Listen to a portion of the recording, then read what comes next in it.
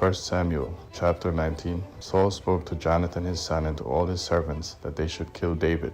But Jonathan, Saul's son, greatly delighted in David. Jonathan told David, saying, Saul my father seeks to kill you. Now therefore, please take care of yourself in the morning, live in a secret place, and hide yourself. I will go out and stand beside my father in the field where you are, and I will talk with my father about you, and if I see anything, I will tell you. Jonathan spoke good of David to Saul his father, and said to him, Don't let the king sin against his servant, against David, because he has not sinned against you, and because his works have been very good toward you. For he put his life in his hand and struck the Philistine, and Yahweh worked a great victory for all Israel. You saw it and rejoiced. Why then will you sin against innocent blood to kill David without a cause? Saul listened to the voice of Jonathan, and Saul swore, As Yahweh lives, he shall not be put to death. Jonathan called David, and Jonathan showed him all those things. And Jonathan brought David to Saul, and he was in his presence as before. There was war again. David went out and fought with the Philistines, and killed them with a great slaughter, and they fled before him. An evil spirit from Yahweh was on Saul as he sat in his house with his spear in his hand, and David was playing music with his hand. Saul sought to pin David to the wall with the spear, but he slipped away out of Saul's presence, and he stuck the spear into the wall. David fled and escaped that night. Saul sent messengers to David's house to watch him and to kill him in the morning. Michal, David's wife, told him, saying, If you don't save your life tonight, tomorrow you will be killed. So Michal let David down through the window. He went away, fled, and escaped. Michal took the teraphim and laid it in the bed, and put a pillow of goat's hair at its head and covered it with clothes. When Saul sent messengers to take David, she said, He is sick. Saul sent the messengers to see David, saying, Bring him up to me in the bed, that I may kill him. When the messengers came in, behold, the teraphim was in the bed, with the pillow of goat's hair at its head. Saul said to Michal, Why have you deceived me like this, and let my enemy go, so that he has escaped? Michal answered Saul, He said to me, Let me go. Why should I kill you? Now David fled and escaped, and came to Samuel at Ramah, and told him all that Saul had done to him. He and Samuel went and lived in Naioth. Saul was told, saying, Behold, David is at Naioth in Ramah. Saul sent messengers to seize David, and when they saw the company of the prophets prophesying, and Samuel standing his head over them, God's Spirit came on Saul's messengers, and they also prophesied. When Saul was told, he sent other messengers, and they also prophesied. Saul sent messengers again the third time, and they also prophesied. Then he also went to Ramah, and came to the great well that is in Secu, and he asked, Where are Samuel and David? One said, Behold, they are at Naioth in Ramah. He went there to Naioth in Ramah. Then God's Spirit came on him also, and he went on, and prophesied, until he came to Naioth in Ramah. He also stripped off his clothes. He also prophesied before Samuel, and lay down naked all that day and all that night. Therefore they say, Is Saul also among the prophets? 1 Samuel chapter 20. David fled from Naioth in Ramah, and came and said to Jonathan, What have I done? What is my iniquity? What is my sin before your father, that he seeks my life? He said to him, Far from it, you will not die. Behold, my father does nothing either great or small, but that he discloses it to me. Why would my father hide this thing from me? It is not so. David swore moreover, and said, Your father knows well that I have found favor in your eyes. And he says, Don't let Jonathan know this, lest he be grieved. But truly as Yahweh lives, and as your soul lives, there is but a step between me and death. Then Jonathan said to David, Whatever your soul desires, I will even do it for you. David said to Jonathan, Behold, tomorrow is the new moon, and I should not fail to dine with the king. But let me go, that I may hide myself in the field to the third day at evening. If your father misses me at all, then say, David earnestly asked leave of me that he might run to Bethlehem, his city, for it is the yearly sacrifice there for all the family. If he says, It is well, your servant shall have peace. But if he is angry, then know that evil is determined by him. Therefore deal kindly with your servant, for you have brought your servant into a covenant of Yahweh with you.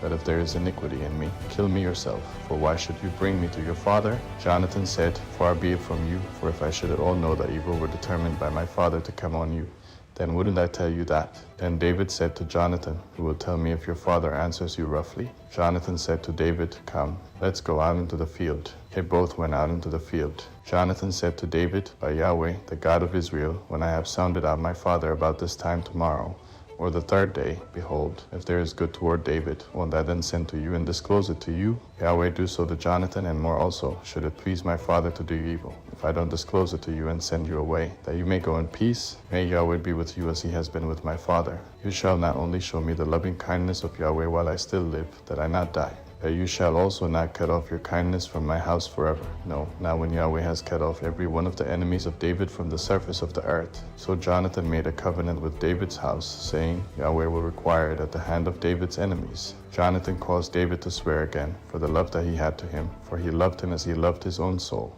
Then Jonathan said to him, Tomorrow is the new moon, and you will be missed, because your seal will be empty. When you have stayed 3 days, go down quickly and come to the place where you hid yourself when this started, and remain by the stone Ezel.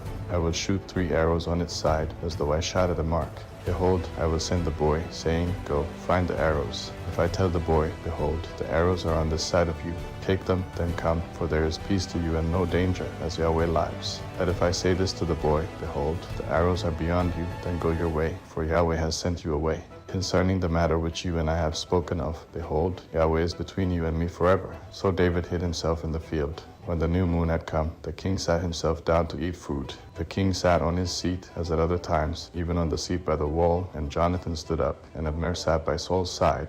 But David's place was empty. Nevertheless, Saul didn't say anything that day, for he thought, Something has happened to him. He is not clean. Surely he is not clean. Well, the next day after the new moon, the second day, David's place was empty. Saul said to Jonathan his son, Why didn't the son of Jesse come to eat, either yesterday or today? Jonathan answered Saul, David earnestly asked permission of me to go to Bethlehem.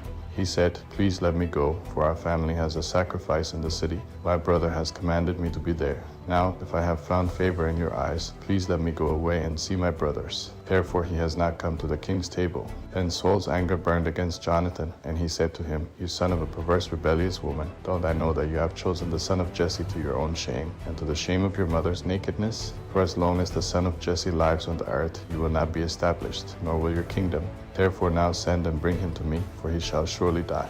Jonathan answered Saul his father, and said to him, Why should he be put to death? What has he done? Saul cast his spear at him to strike him. By this Jonathan knew that his father was determined to put David to death. So Jonathan arose from the table in fierce anger, and ate no food the second day of the month, for he was grieved for David, because his father had treated him shamefully. In the morning Jonathan went out into the field at the time appointed with David, and a little boy with him. He said to his boy, Run, find now the arrows which I shoot. As the boy ran, he shot an arrow beyond him.